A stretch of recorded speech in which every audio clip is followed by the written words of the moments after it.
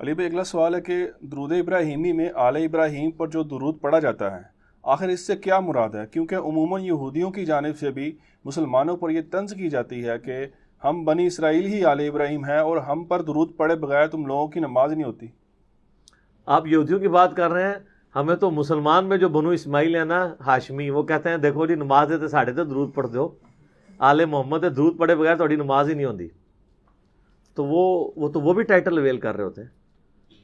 تو میرا خیال ہے درود ابراہیمی کا ترجمہ نہیں انہوں نے پڑھا۔ درود ابراہیمی میں کہیں نہیں یہ نہیں ہے کہ آل ابراہیم پہ ہم درود پڑھ رہے ہوتے ہیں۔ اس کا ترجمہ یہ ہے کہ اللہم صلی علی محمد وعلی آل محمد، اے اللہ درود بھیج، رحمت بھیج محمد صلی اللہ علیہ وآلہ وسلم پر اور ان کے اہل بیت پر، جیسا کہ تو نے درود بھیجا تھا، پاسٹ ٹینس کا صیغہ ہے، ابراہیم اور آل ابراہیم پر۔ یہ نہیں ہے کہ ہم آل ابراہیم پہ درود بھیج رہے ہوتے ہیں، ہم آل ابراہیم کے جس حصے پہ درود نماز میں بھیج رہے ہوتے ہیں وہ آل محمد ہے، بنو اسماعیل، جیسا کہ بنی اسرائیل پہ بھیجا تھا نا۔ بعد میں تو بنی اسرائیل اللہ تعالیٰ کی مغضوبی علیہم بن گئی نا، جب انہوں نے اپنے پیغمبروں کی نافرمانی شروع کر دی۔ تھے وہ تو قرآن میں ہے، یا بنی اسرائیل اذکروا نعمتی التی انعمت علیکم وانی فضلتکم علی العالمین۔ یاد کرو میری اس نعمت کو کہ میں نے جو تم پر کی تھی اور تمہیں سارے جہان والوں پہ فضیلت دی تھی۔ تو بنی اسرائیل بڑی لاڈلی تھی، 3 کتابیں آئیں، تورات، زبور، انجیل، ہزاروں پیغمبر آئے۔ بعد میں جب برگشتہ ہوئے دین سے تو پھر ضربت علیہم الذلہ والمسکنہ، ذلت اور مسکنت ان کا مقدر بن گئی۔ اب اللہ تعالیٰ نے بنو اسماعیل کو قیامت تک کے لیے چنا ہے۔ تو ہم یہ درود ابراہیمی میں یہودیوں پہ درود نہیں بھیج رہے ہوتے، بلکہ اس کا ترجمہ ہے جیسا کہ بھیجا تھا۔ تو سب جو یہودیوں کے بزرگ تھے، ہم تو ان کو علیہ السلام کہتے ہیں، رضی اللہ عنہ کہتے ہیں۔ حضرت عیسیٰ یہودی تھے، یہودی نسل تھے نا، ان پیغمبروں کی ہم عزت کرتے ہیں۔ حضرت داؤد علیہ السلام، حضرت سلیمان علیہ السلام سب یہودی نسل تھے، ان کے جو صحابہ تھے ہم ان کی عزت کرتے ہیں۔ لیکن اگر وہ کہتے ہیں آج کے یہودیوں پہ ہم درود پڑھ رہے ہیں تو ان پہ پڑھ نہیں رہے، ہم کہہ رہے ہیں جیسا کہ اے اللہ تو نے ان پر درود بھیجا تھا۔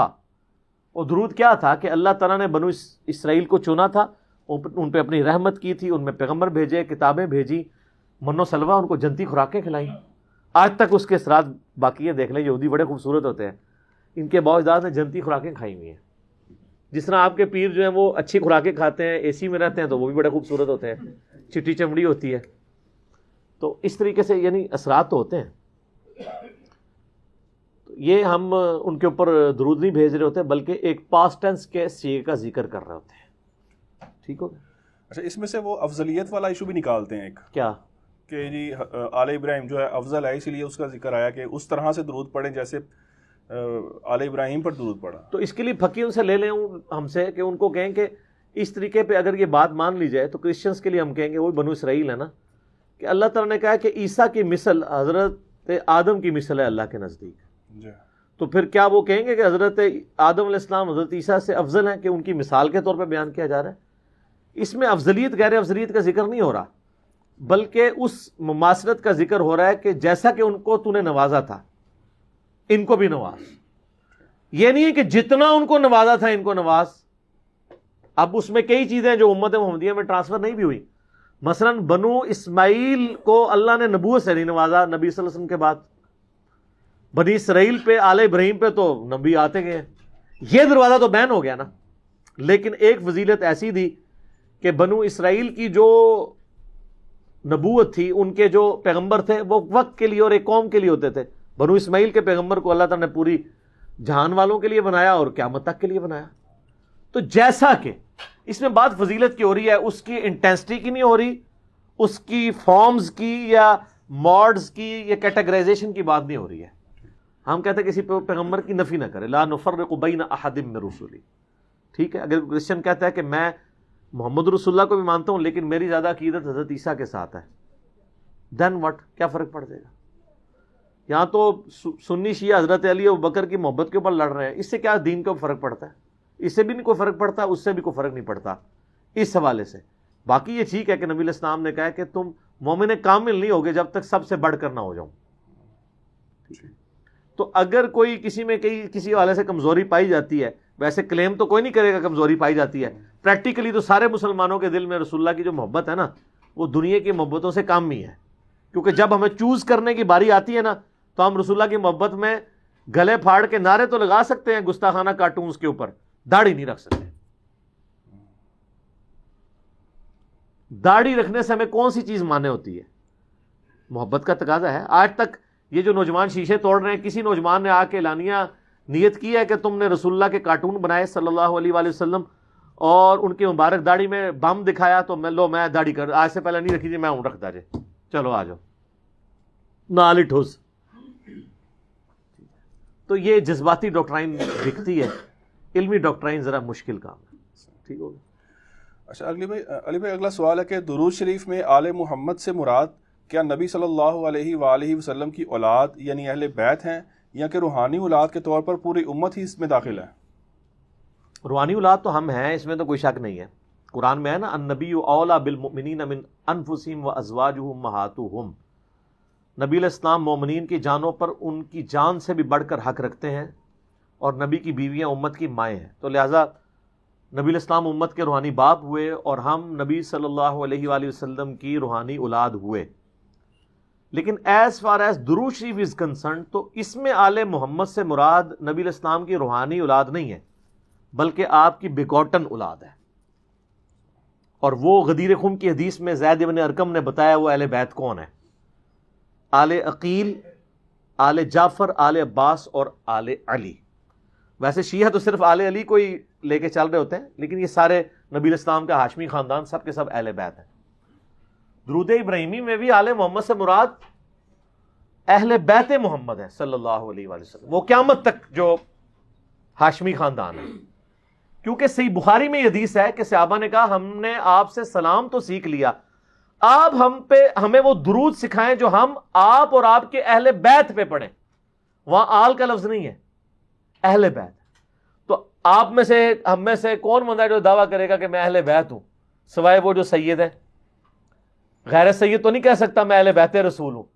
تو بخاری کے الفاظ ہیں آپ ہمیں وہ درود سکھائیں جو ہم آپ کے اہل بیت پہ پڑھیں۔ تو نبی علیہ السلام نے کہا کہ پڑھو اللہم صلی علی محمد وعلی آل محمد کما صلیت علی ابراہیم۔ تو آل کی ڈیفینیشن نبی علیہ السلام نے خود اہل بیت سے کی ہے۔ وہ کہتے ہیں نہیں دیکھیں قرآن میں آل فرعون کا بھی ذکر ہے، فرعون والے، تو یہاں آل محمد سے مراد محمد والے، تو محمد والے ہم بھی ہیں۔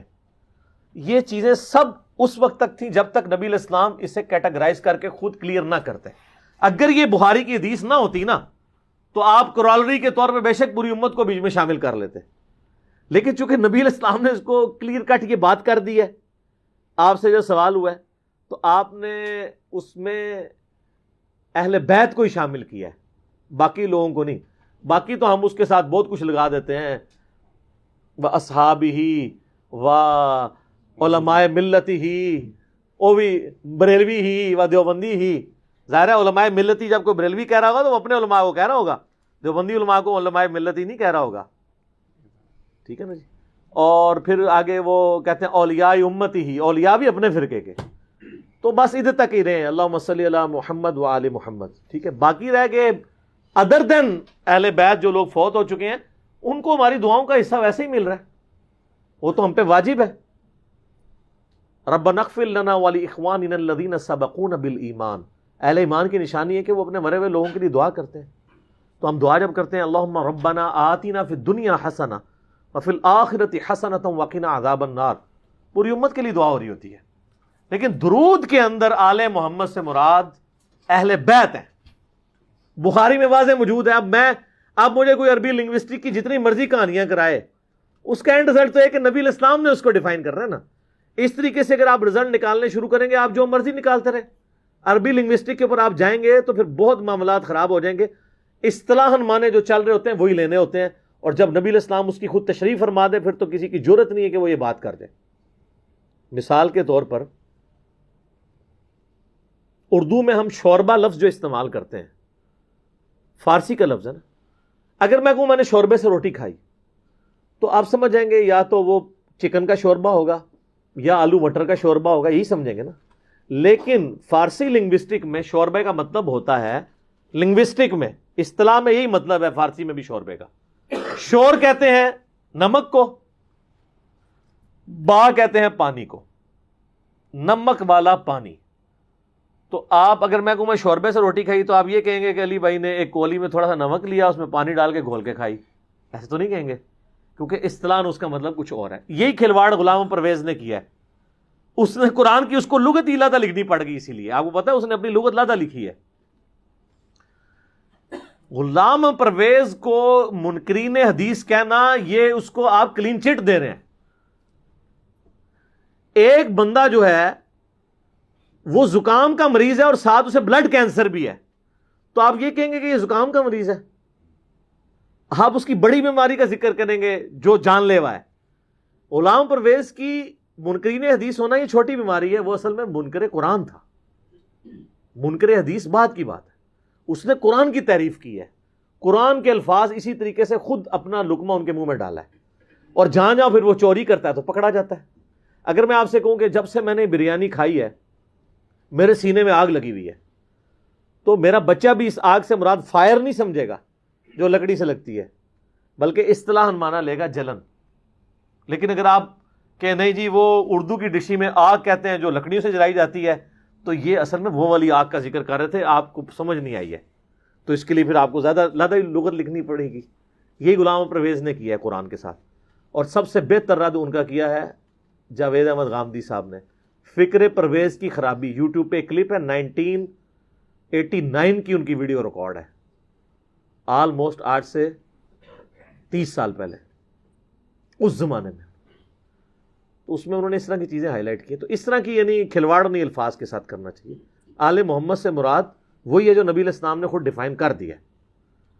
تو آپ اس میں اب جتنے لوگ منکرین نماز ہیں وہ بھی کہتے ہیں یہ جو قرآن میں نماز قائم کرو, اس سے مراد نماز پڑھنا نہیں ہے, یہ اور ہی مطلب ہے. وہ اس طرح نہیں ہوتا. اس طرح کے الفاظ کو لے کے نبی علیہ السلام ہمارے ٹیچر بنا کے اس لیے بھیجے گئے ہیں کہ کوئی شخص اس میں کھلواڑ نہ کرنا شروع کر دے.